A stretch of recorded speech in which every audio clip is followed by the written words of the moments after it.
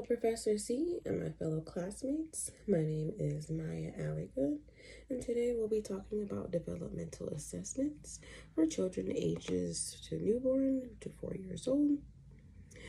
These early years are some of the most important times in a child's life because their brains are growing at an incredible pace. Developmental assessments are tools that help us understand how children are progressing, whether they're meeting their important milestones or if they may need a little extra support along the way. In this video, I'll explain why these assessments are important, what areas they cover, the different types, and how families can play a huge role. Now, why are developmental assessments important?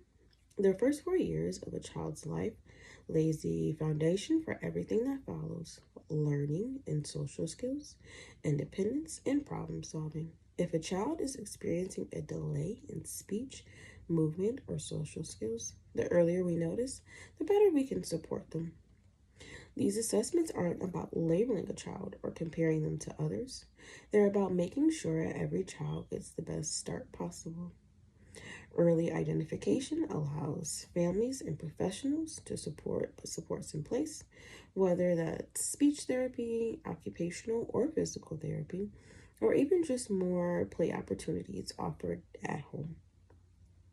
Think of developmental assessments like a roadmap. They show us where a child is today and help guide where they need to go next. Looking at milestones early on can be helpful with identifying potential problems. By 4 months old, your baby should be smiling, cooing, and bringing their hands to their mouth. By 6 months old, they should be playing with others, looking at themselves in the mirror, sitting without support, and even rolling over. By 9 months, they should be saying words like mama, dada, understanding the word no, crawling, and pulling themselves up to stand. By 1 year old, they should be playing peekaboo, following simple instructions, hold themselves onto the furniture. And by 18 months, they should be speaking, understanding several words, eating with a spoon, walking, and even going up and down the stairs. By 2 years old, they should be able to maybe even identify if someone might be upset, or using more head gestures such as nodding yes or no, kicking a ball, putting some small words together, trying to form those sentences. By 3 years old, they should be able to recognize labels and colors, naming pictures of common objects, getting themselves dressed and undressed, and even running and walking around just easily. By 4 years old, they should be identifying colors and shapes, catching a ball, playing imaginatively with other children, and even being able to stand and hop on one foot. Now, there are 5 main developmental domains that these assessments usually cover. Number 1 being physical and motor skills. These include their gross motor skills such as crawling, running, jumping, walking, and even their fine motor skills like holding a crayon and being able to stack blocks. And number 2 being their language and communication. This covers both understanding and speaking. So for example, a 1-year-old might be able to babble and say mama, and a 3-year-old might be able to start forming short sentences. Number 3 being the cognitive development, and this is their problem solving and thinking skills, such as figuring out how to fit shapes into a sorter or even remember their daily routine.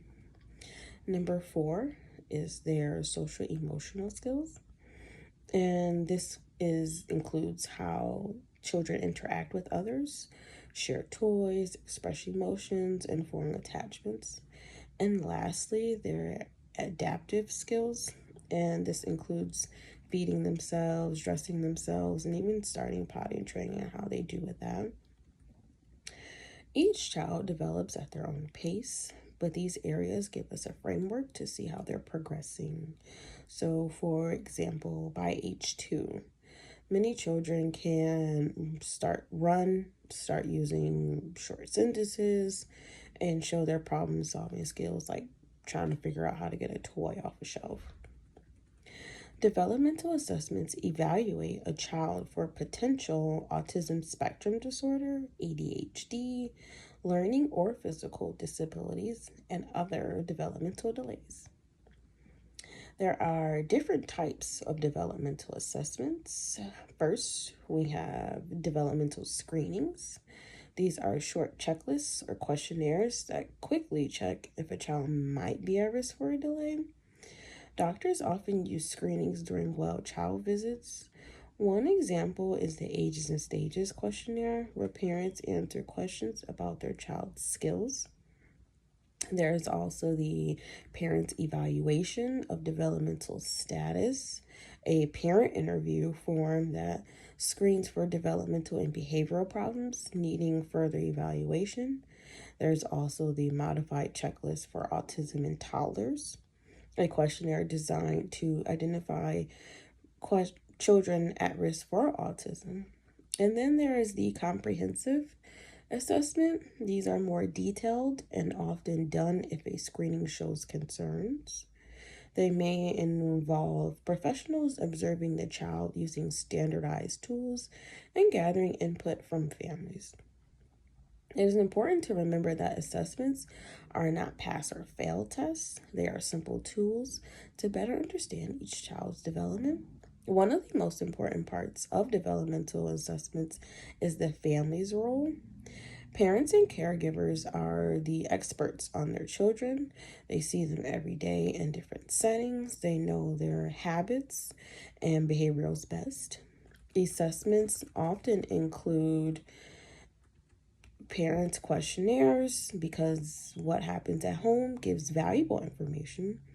Families often can support development by observing milestones at home, offering play opportunities that build new skills, talking, reading, and interacting with your child daily. And even speaking up if you notice that something is off with your child. Partnership between professionals and families makes the process stronger and ensures that your child gets the right support that they need. So I'm going to give you guys a short example, just for like a little better understanding. Two-year-old named Eli wasn't talking as much as the other children his age. His parents mentioned it during a doctor's visit. The doctor gave them a developmental screening questionnaire. It showed a possible delay in language. Eli then had a more detailed assessment, and they discovered he had a speech delay. Because it was caught early on, Eli started speech therapy at age 2, and by the time he was 3, he was using short sentences and could communicate his needs. Without the assessment, his delay might not have been noticed until preschool, making it even harder for him to catch up. Developmental assessments for ages newborn to 4 are powerful tools that help ensure children are on the right track during the most important years of growth. They cover areas like motor skills, language, thinking, social emotional development, and even the independence. They're not tests or judgments, but guides to help families and professionals support their children on their unique journeys. The first 4 years are such a crucial window, and early detection of delays make a lifetime difference. If you are a parent, caregiver, or educator, remember that these assessments are about partnership and support, and most importantly, they give children the best chance to thrive. So I just want to thank you guys for watching my video today. I hope this video is helpful and brings a better understanding to the value of the developmental assessments. And if you found this video helpful, please share it with others who care for young children. And you can also use this within your home as well with your children, so that together we can make sure that each child has the best chance to fulfill their full potential. and help them succeed in life. So I'd like to say thank you for watching my video, and I hope that you guys have a great day.